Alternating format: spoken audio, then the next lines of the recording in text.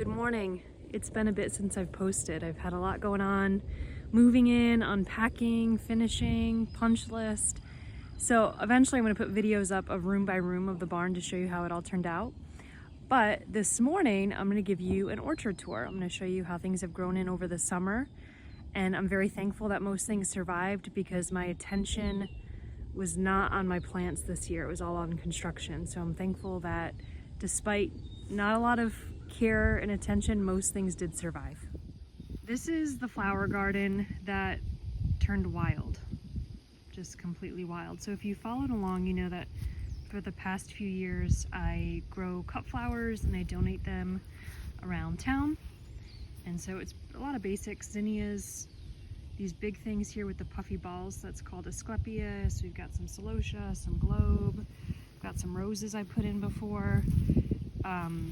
It's been very, very dry here, actually. So lately it's been really dry, but this is the cut flower garden that is absolutely wild right now. But it produced enough flowers to give them away. And next year I look forward to having time to weed and pay more attention to it. Okay, so here's the orchard fence, right? This is learning to espalier the apple trees so that eventually the branches become the fence. So I've got 14 gauge wire, I've got turnbuckles. These are my 2-year-old trees. I planted these on Thanksgiving in 2022. So, you know, you're supposed to really do this when they're more limber. I didn't quite have the time to dedicate to it this summer, didn't prioritize that. They'll eventually get there, but you know, the stronger that they've become, the harder it is to bend them. So on these 2-year trees, I've got 2 layers right now. I'm hoping to finish out the fence with a 3rd. And then as we go over here, here's one more 2-year-old tree. We go to our 1-year-old babies. And you can see that the branches, you know, I was able to kind of get these going when they were younger, so they're going to be flatter. And we've got our first line of branches here. Now here, well, turn around, I'm getting ready for strawberries to come in. We've got Jonah hanging out. This is one thing I learned this summer. It was dry many times. So the trick is you get a 5-gallon bucket and you drill, I have 3 holes in here. It's really better if you do 2. You put 2 holes, then you fill the bucket, and basically the bucket waters the tree very slowly. So it's much more efficient. You know, if you stood here with a hose, you get a lot of runoff, it wastes your time, it wastes water. But if you do it this way, you fill the bucket and then slowly it drips. You want to get it right on the tree roots. It looks like I got a random tomato. Okay. Into the orchard. My peach trees have just doubled in size. They are looking really good. These I planted last spring. This guy went in this spring. With a huge one right here, that's my contender. I have not had any peach fruits yet. Hopefully this year. What always happens is we get this like freak February weather of like 70 degrees, and then the trees think it's spring and they put the blossoms on, and the blossoms are what become the fruit. Then it gets cold and the blossoms die. No peach, but we'll see. My Chamberson grapes, very happy. I've not trellised them correctly. Next year I'm going to trellis correctly. I had 5 apple trees produce fruit this year. Crimson Crisp, my Liberty, my Arkansas Black, my Honeycrisp, and what I thought was a Pink Lady, but I think it was labeled wrong. So here, I think I've done a video on this, right? Like, this is called a crotch. You want to try to get a 90-degree angle.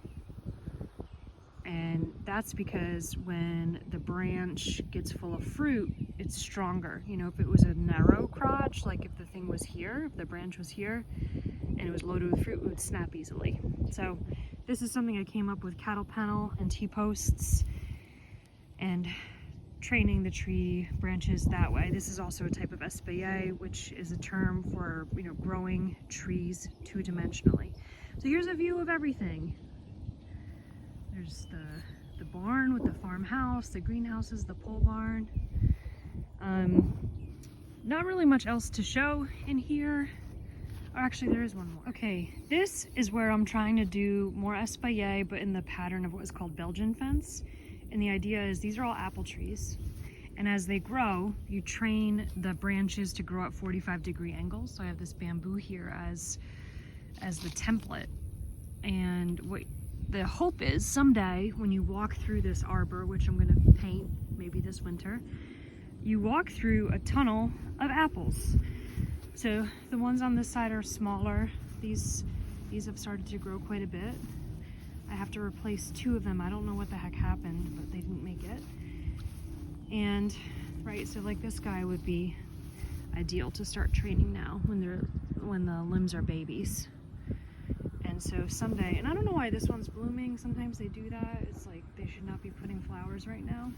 But the idea is someday you walk through here and on each side you've got this tunnel of apple trees growing. And here, this is where I spent a lot of my Saturday yesterday, peony field. So it's fall, and this is the time where bare roots start coming in. So I've got more fruit tree orders coming in, more peony roots coming in, and I lost quite a few this year. It's all a big learning curve, but in the south, one of the problems is with all the humidity, you get tremendous fungus. And so one thing I've got to do next year, I've been doing it with my fruit trees, but I didn't realize you need to do it also with peonies, is you have to get on a fungicide spray schedule ASAP. Because as soon as that humidity hits, fungus are very happy to make a home. And I lost, I don't know, maybe not quite a quarter, but I lost quite a bit, and it could have been prevented if I had started a spray schedule as soon as the leaves emerged. So everything I'm doing right now, huge learning curve, and that's fine. I expected that, you know, like all of this is extremely humbling. It's very rewarding, but I love to learn. I have a curious mind, and it all keeps me on my toes. So everything is growing pretty good. A lot of the trees, you know, I've put on a lot of growth, and most of them next summer will be at least 3 years old, which means they should start putting on fruit, which is of course very exciting. Fruit tree growing is a big commitment, but I'm excited, hopefully, for them to continue to grow and ultimately produce a bunch of fruit.